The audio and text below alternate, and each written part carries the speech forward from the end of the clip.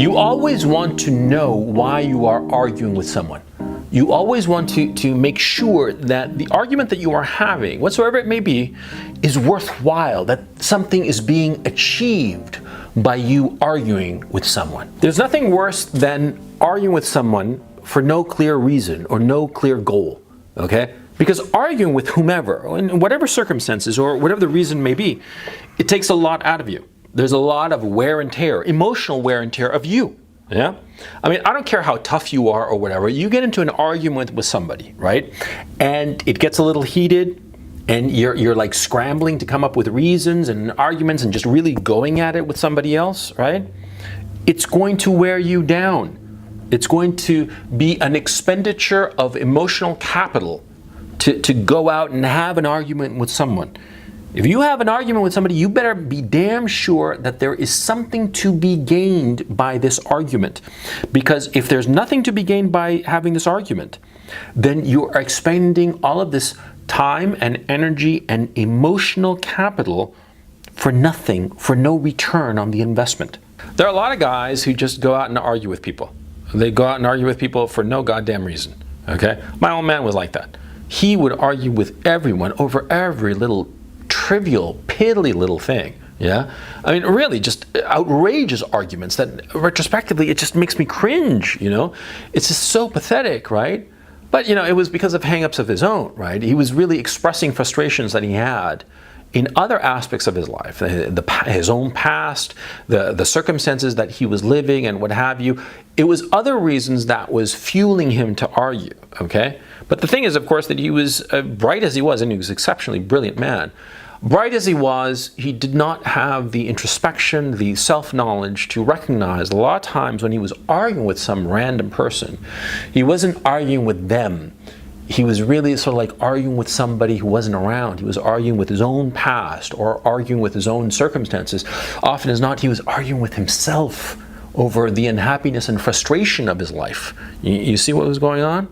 Yeah, it was goddamn sad, retrospectively thinking about it. Yeah, but that's a personal parenthesis on my part. It's not really important for this conversation. In this conversation, you want to be thinking to yourself why you are arguing with somebody.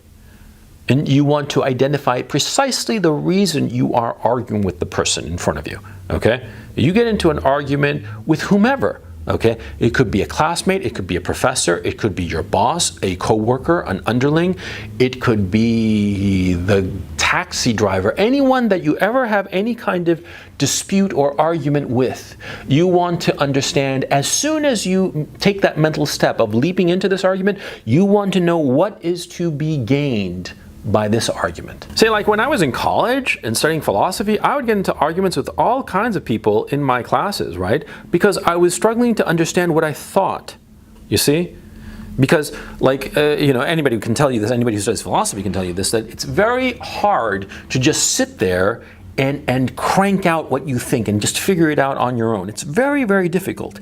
It's actually much easier to be arguing with somebody that you don't necessarily agree with, and you argue with that person, and by way of that argumentation, you hone in on what you actually think. Okay? And so having an argument in those circumstances, like in philosophy, for instance, is actually a very beneficial thing because it'll help you figure out and close in on what you think, which is, of course, what you want. Okay? And that kind of argumentation is actually healthy. Okay?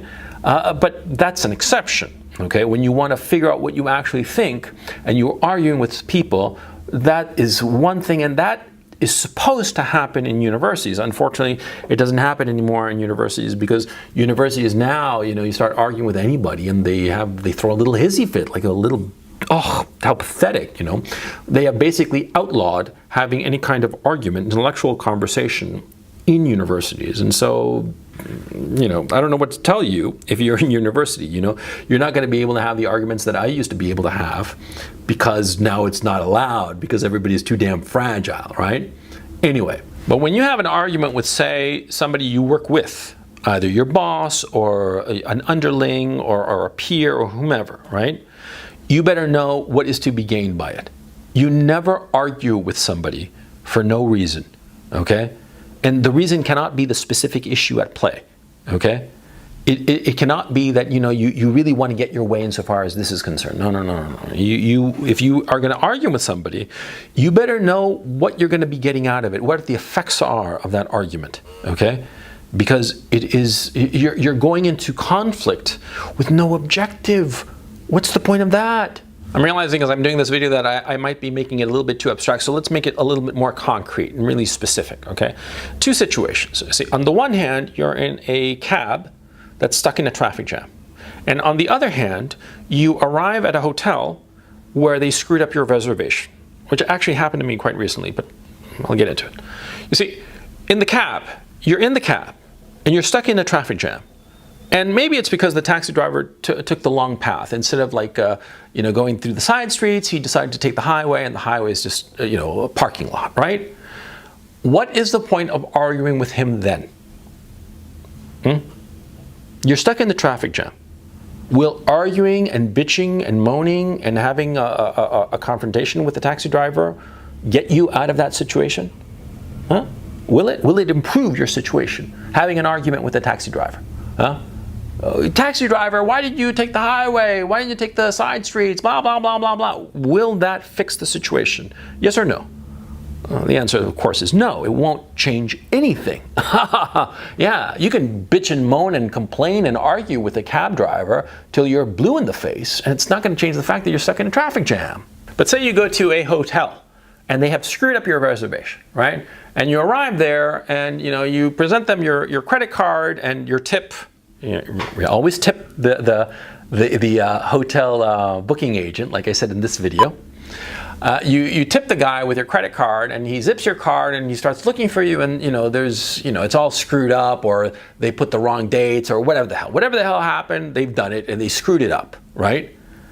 Okay, what do you do then? Well, then you argue, of course, because the booking agent can actually do something for you. See? You argue with the guy and say, no, my reservation was not for next month, it's for this month, and I have a printed confirmation here that says right there that it's the correct date. Yeah, you guys screwed it up. You guys don't have my room, and I paid for this room, and I have the written confirmation that it's for these dates. So how are you going to fix it? You see my point? See, because the booking agent, he's got the computer right in front of him, and he can actually change something for you, right? The taxi driver in the middle of the traffic jam, he can't do anything. He can't sprout wings and fly you away from the traffic jam. No. But the booking agent at the hotel, yes, he can. And you know how he can fix the situation?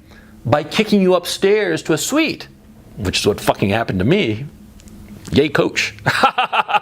Yeah, and I got kicked upstairs to a really beautiful suite, one of the deluxe suites. Yeah, it cost a fucking fortune when I looked it up online, but it doesn't matter. The point is, see, I got kicked upstairs to this incredible suite, right?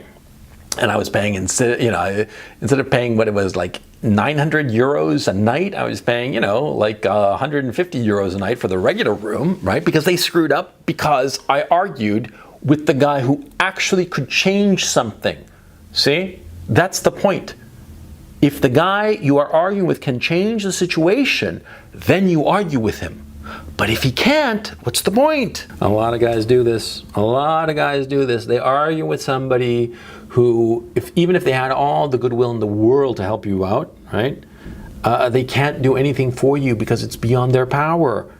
And the guy argues with this powerless individual, thinking that by venting his frustration and arguing with the person, he'll improve something. He won't.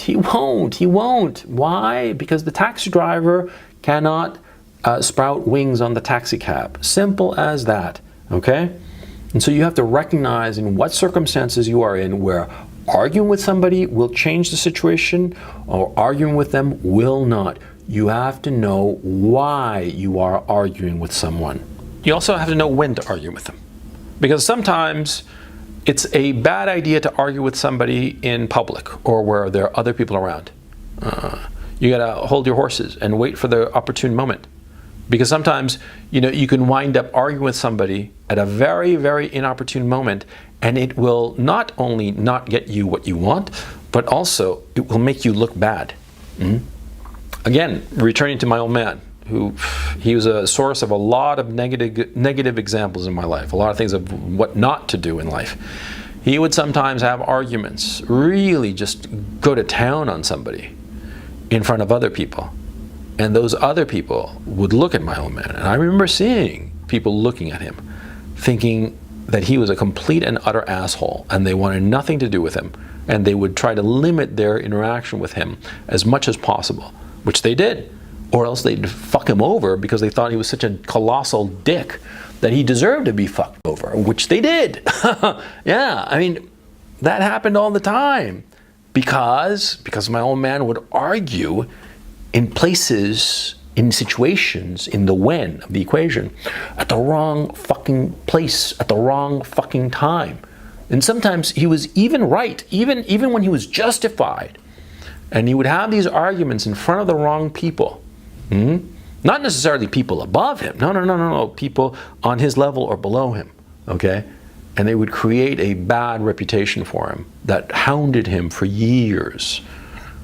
Be smart. Don't be like that. Being argumentative, being very confrontational is something that I've spent a lot of my time trying to control, because I tend to be very confrontational. I tend to be very argumentative. I like, getting my way. I like getting my way. Well, we all like getting our ways, right? But I like getting my way, and sometimes I am more than happy to go to town on somebody to get my way. And sometimes that has backfired on me, okay? Yeah, because sometimes I was a little bit too much like my old man, right?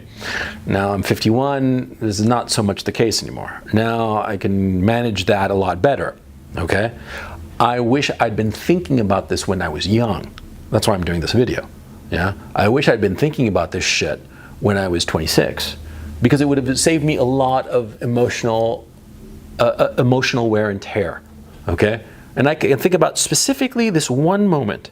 Okay, this was back in 99, I think, maybe 2000. I was traveling to Europe, and I was at Schiphol Airport in Amsterdam. Well, where I live now, as a matter of fact. But at the time, I didn't live there. At the time, I was just passing through. At the time, I was taking a flight, a KLM flight from Munich back to New York, and they lost my bags. Okay, a big deal, right?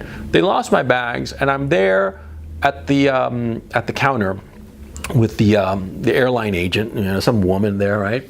Yeah, typical blonde Dutch woman. She was very helpful. She was trying her best, right? And I was arguing and just bitching her out, and just being a colossal prick, right? And it was a lot of wear and tear. And I remember that incident, it happened 20 years ago, roughly, right? And I was just being a complete jerk. And see, this woman could not do anything for me, see? I mean, she didn't have any kind of control over my bag. My bag was either in Munich or on some other plane, and eventually it would arrive. Eventually I'd get it. And there was no real importance in me getting it or not, see? And yet I was arguing with her. And I remember that event very clearly. It was a trivial event, Nobody whom I ever saw again saw me, because this was, like, there were other people. And I could feel other people thinking that I was a dick. And I could feel myself just getting tired and exhausted by me having this argument with this poor woman. And I could see in her face that this poor woman wanted to help me as best she could, but she couldn't. It was just beyond her power. And there I was, like complaining and being a dick, arguing and all the rest of it. I so regret that. I so regret that because, like, later when I left, right, and eventually caught my flight and got back to New York, and even till the next morning when somebody from the airline dropped over my suitcase at my apartment, right, I felt guilty. That was a thing that really gnawed at me. I felt guilty for having been so unpleasant to this woman who had no power. She was just working as hard as she could. She had no power to change anything. And I'd been a complete and colossal dick. And that has weighed on me for 20 odd years. I can remember this woman very, very clearly. I can remember, the look of her face. And I realized that I was just one of countless assholes that she probably had to deal with with the exact same situation. And probably there were other guys who were much bigger assholes than me, who were like saying all kinds of worse things that I could ever dream of saying, or that I would dare say, quite frankly. I'm sure that that poor woman has had that experience, because all airline people have had that experience. But be that as it may, the point is the guilt. The guilt. The guilt of me acting like that and arguing and getting nothing out of it. It was just spinning my wheels. The guilt, and also the embarrassment. Because it was really reflecting my helplessness, my powerlessness in the situation. I recognize a lot of times that people will argue and bitch and moan and complain and yada yada blah blah blah blah blah blah blah blah, because they are powerless and they fundamentally recognize this. Huh? Never argue without cause. Always know why you are arguing with someone. Always know what you expect to get from an argument if you decide to get into the argument. And if there's nothing to be gained from the argument, then take a step back and relax, and don't be dumb. Be smart. Be smart. Your emotional energy, your emotional capital is finite. But guilt and feeling bad about how you behaved, that's forever.